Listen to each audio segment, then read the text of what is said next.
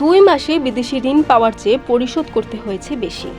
চলতি অর্থ বছরে জুলাই আগস্ট মাসে দেশে যত বিদেশি ঋণ এসেছে, আগের থেকে নেওয়া বিদেশি ঋণের কিস্তি পরিশোধে তার তুলনায় বেশি অর্থ খরচ করতে হয়েছে।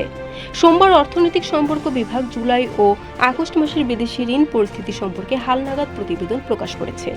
প্রতিবেদনের তথ্য অনুসারে এই 2 মাসে দেশে 45 কোটি 82 লাখ ডলার বিদেশি ঋণ এসেছে। তবে এ সময় বিদেশি ঋণ শোধ করতে হয়েছে 58 কোটি 92 লাখ ডলার। আওয়ামী লীগ সরকারের পতনের পর বিশ্বব্যাংক, এশীয় উন্নয়ন ব্যাংক, আন্তর্জাতিক মুদ্রা তহবিল সহ উন্নয়ন সহযোগীদের অনেকে বাংলাদেশকে কয়েকশো কোটি ডলার ঋণ দেওয়ার প্রতিশ্রুতি দিয়েছে। ডক্টর মোহাম্মদ ইউনূসের নেতৃত্বাধীন অন্তর্বর্তী সরকার যেসব সংস্কার কর্মসূচি হাতে নিয়েছে তার বাস্তবায়নে সহায়তা করতে মূলত অতিরিক্ত ঋণ দেওয়ার প্রস্তাব করা হয়েছে। তবে জুলাই আগস্ট সময়ে ছাড় করা হয়েছে কম অর্থ। বিপরীতে এ সময়ে দেশকে নিয়মিতভাবে বিদেশি ঋণ পরিশোধ করতে হয়েছে। বরিশাল.নিউজ।